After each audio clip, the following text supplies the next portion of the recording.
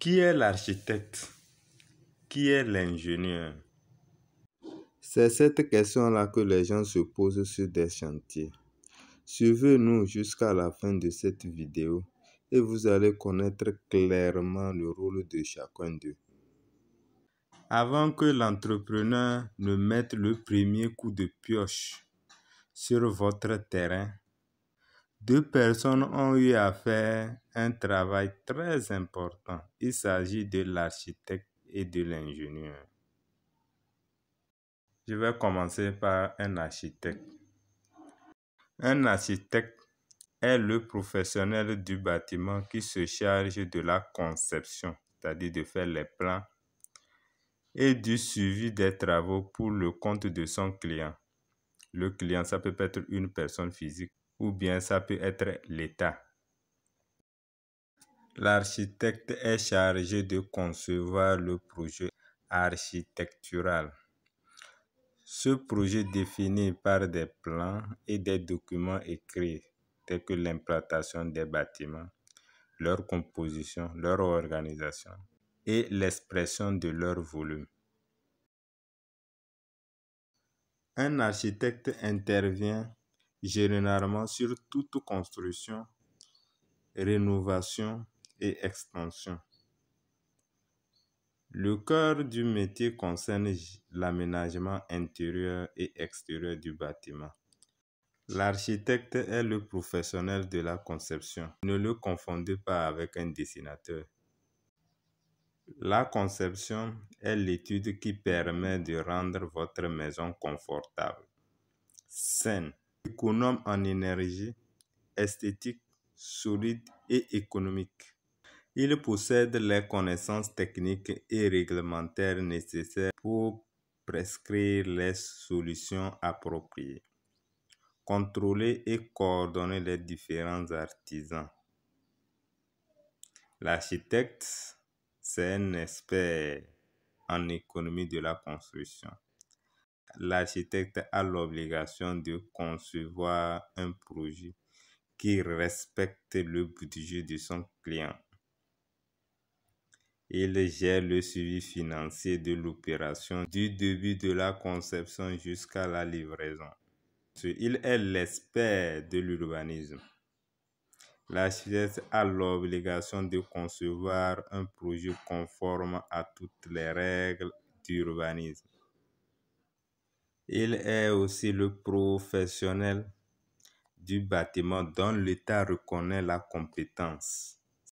C'est pourquoi c'est lui qui établit le permis de construire. Il y a plusieurs types d'ingénieurs, mais ici nous allons parler de l'ingénieur génie civil. L'ingénieur génie civil a pour mission de développer les infrastructures d'une région ou d'un pays. Il conçoit les ponts, les bâtiments, les routes, les barrages, les tunnels, les châteaux d'eau et autres.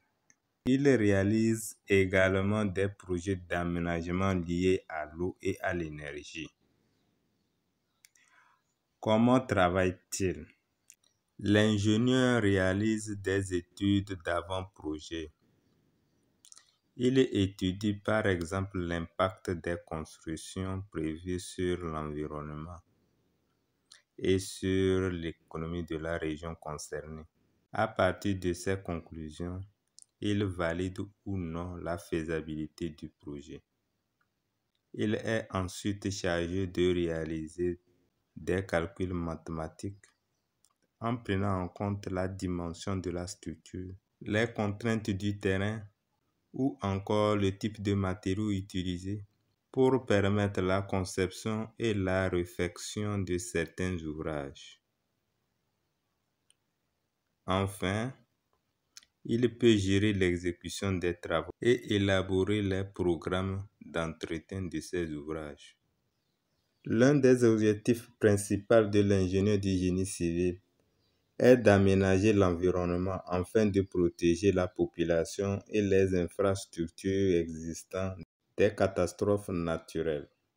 Il doit être extrêmement vigilant lorsqu'il prend par exemple la décision de bâtir un barrage. Peut-être certaines personnes sont en train de se poser la question de savoir quelle école forme les architectes et les ingénieurs. Si vous voulez faire l'architecture ou bien vous voulez que votre enfant fasse l'architecture au Togo, je vous conseille l'IAMO. IAMO, École africaine des métiers de l'architecture et de l'urbanisme. Cette école se trouve à Adewi. Si vous voulez être ingénieur ou bien vous voulez que votre enfant ou bien frère fasse l'ingénierie, moi je vous conseille l'ENSI, École nationale supérieure d'ingénieurs, qui se trouve à l'université de Lomé. Pour finir, l'ingénieur, l'architecte, les deux doivent intervenir sur un chantier de construction. L'architecte, c'est lui qui fait le plan. Et quand il finit, il vient encore sur le chantier implanté, bien sûr avec l'ingénieur. De temps en temps, il viendra aussi sur le chantier vérifier si son plan a été bien respecté. Vérifier aussi la droiture du bâtiment.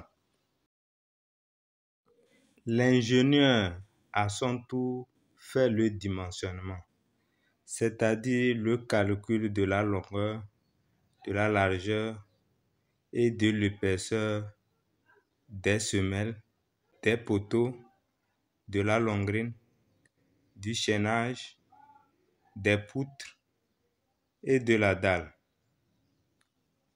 Il calcule également les fers qu'on doit mettre dans ces ouvrages et leur position.